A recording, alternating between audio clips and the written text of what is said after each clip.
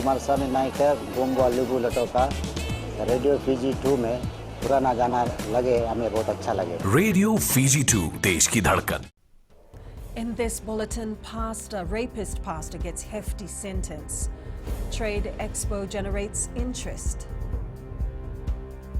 And police traffic operations showing results. From the studios of FBC Suva, Ateda Lendua. Pastor Waisake Tulavu is a wolf in sheep's clothing. A Suva High Court judge made this reference about Tulavu as he sentenced him to 16 years imprisonment for rape this morning. Tulavu was convicted of 4 counts of rape and 1 count of sexual assault. He raped 3 women in his congregation aged 22, 29 and 32 in Nasilu in 2018. The judge says Tulavu involved his followers to help him gain the trust of the victims and to participate in the scheme to sexually abuse them. The judge adds the offense was a gross breach of the victims' trust at both human and spiritual level. A non-parole period of 12 years was also set. The Fiji Women Crisis Center has called on corporate organizations to look after their staff regardless of their gender to increase productivity. FWCC coordinator Shamima Ali says if organizations are serious about promoting gender equality and ending violence against women, then all staff need to go through gender sanitization training. Ali believes this will help staff better understand gender dynamics. Ali also recommends that every organization should also have a sexual harassment policy and should know how to support domestic violence victims. Ethics in corporate organizations, it's about lives, and for you all, it's also about productivity. The better you, as you all know, I'm sure I don't have to tell you, the better you look after your staff, men and women, the better productivity, the better the organization does. Investment Fiji believes business is returning to some state of normalcy as more international investors are keen to engage with local markets. This despite initial forecasts that investment spending will fall to around 12.8% of GDP from an average of around 20% in the preceding 3 years. Josai Nanunga reports the Fiji 50 Global Trade Expo lured 60 potential export market deals. The recent Trade Expo noted an upsurge of exporters keen to partake in this initiative, which Investment Fiji sees as a swift adaptation to the new normal. We are here to ensure the success of Fijian products globally, and we felt that at this time where we can't actually get into our must-win market, this was a really good opportunity to try and pull through some interest and connect our exporters with buyers. Strong says the expo has been presenting high-quality products that we can push into the global market. Cosmetics has been a very popular inquiry for the show, followed by primary industries, then our fashion and apparel. Alcoholic beverages was quite a well-frequented site as well as well as our manufactured goods. We must move urgently from dialogue to action to produce solutions that will not just stem the losses, but will help vulnerable countries, especially SIDS, keep pace with an inclusive global recovery.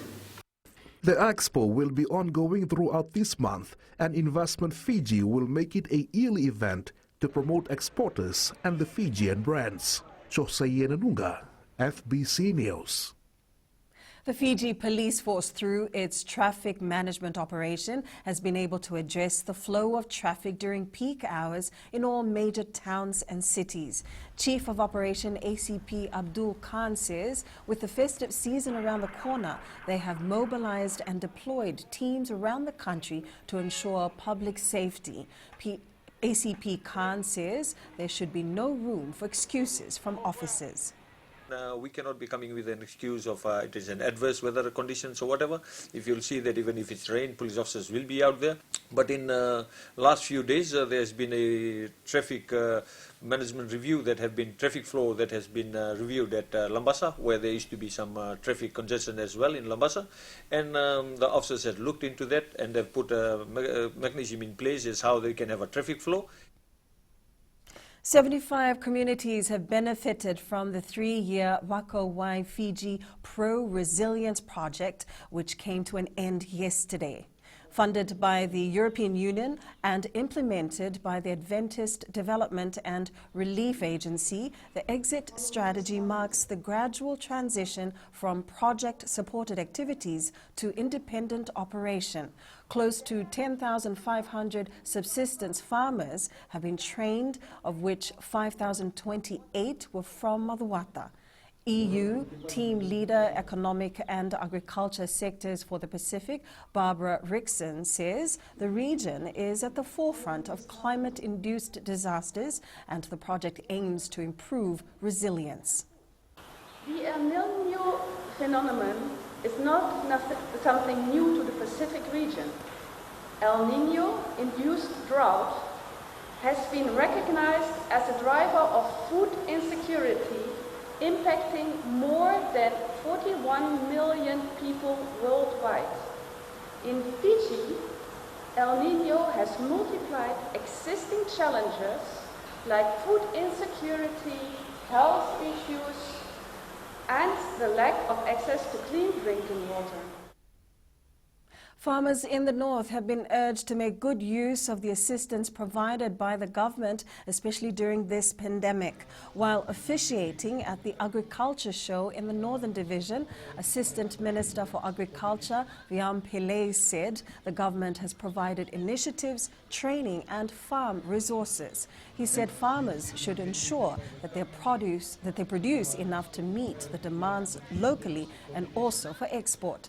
Pillay also says that farmers should work together and share experiences in an effort to help the industry get back on track. Please take advantage of all those assistance, work hard, and you need to progress and prosper in life. Please stay united, work together, share your experiences. If you are a successful farmer, share your experience to your neighboring community or your family members so that the community grows, the district grows, the division grows, and all together we will grow as a nation. The unavailability of radiotherapy has been hindering the treatment of breast cancer in Fiji. Although Fiji has enough resources to treat the deadly sickness, General Surgeon Dr. Ilaitian de la Salle says radiotherapy is an effective way to save a patient diagnosed with breast cancer. He adds late presentation is a big challenge for surgeons who want to help breast cancer patients. Meanwhile, Fiji recorded more than 150 breast cancer cases from January 2019 to last month alone. We don't have radiotherapy in Fiji. So in Fiji, we only have surgery and chemotherapy. So as a surgeon, I'm very pro-surgery. And we can do surgery if the cancer is early, if they present early. Up ahead, Tuwai mesmerizes Savu-Savu fans. And Terminator out for knockout.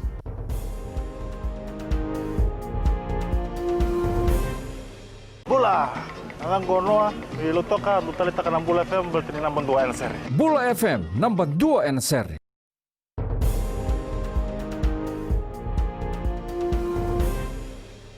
Fiji 7-star Jerry Tuwai continues to entertain the crowd at Nganilau Park at the Fiji Bitter Savu-Savu Sevens. Tuwai's FDS Barbarian side recorded another win this morning. Also part of the side is Pio Tuwai, who wowed the crowd with his trademark no-look passes. Flying Fijians winger Chiuta Wainingolo and Fiji 7 squad members Kaminieli Rasaku and Kitione Salawa are also in the team. Fiji 7's coach Gareth Baber is in Savu-Savu monitoring the performances of current national reps, and he's also looking for new talent. Boxers are gearing up for the Kirin promotions next month in Nandi, stepping up their preparations to be in top shape. One in particular is Fijian welterweight champion Ronald the Terminator Naidu, who takes on Chese the Hitman Ravundhi in their rematch, and also a shot at the vacant WBF Asia Pacific Super Welterweight title. Felipe Naikaso reports. Ronald Naidu has stated that he will not let his guard down this time around as he aims to beat Chese Ravundhi again. Now I'm confident. I go for knockout, and I just want to say, be prepared, because this time I'm not joking. So I'm really training well, and I've never trained before, and I'm looking for a knockout. The Mulu Mulu boxer has upped his preparations as he is aware that Ravundhi will be out for blood. Training is going on good, and training harder than before for this fight. Expecting a good fight from Chese, a good clean fight. Another boxer that wants to prove a point is Rahul Kumar. Kumar will be out for revenge when he takes on Samuel Ramanuj. I'm training so hard, and it's for the win, and this win will take me for my next title shot, maybe next year, but for this time I'm training hard for a win. The boxing event will be held on the 14th of November at Prince Charles Park in Nandi. Felipe Naikaso, FBC Sports. The Suva football side may go into Sunday's Vodafone Premier League clash against Nasinu without several of its key players. Beniamino Mateinangara, Shahil Dave, Laisenia Raura, Christopher Wasasala and Sairusi Nalombu are currently nursing injuries. Head coach Babs Khan is hopeful the players will recover before game day. About 5 players on the injury list. We're just assessing it with the physio, and come Friday then we'll see who we got for against the Nasinu. The Suva Bowling Club is set to host the 14th Raj Charan National Open Singles tomorrow. The national championship is held every year to remember one of the pioneers in bowling, Raj Charan. Club President Samuela Tuikilinga says the tournament will see bowlers competing for one of the most prestigious titles in bowling. Very high profile bowling that's going to be happening this weekend, where all the top bowlers in Fiji will be here to play against each other or to rub shoulders on the green.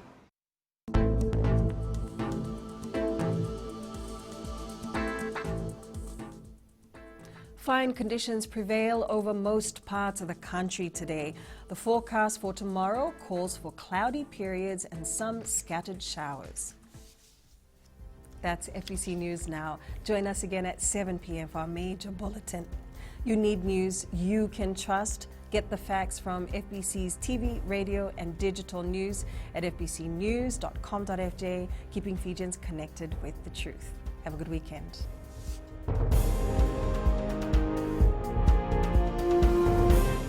My name is Enrico. I love listening to Today FM. Today FM rocks in Suva. Today's hit music on Today FM.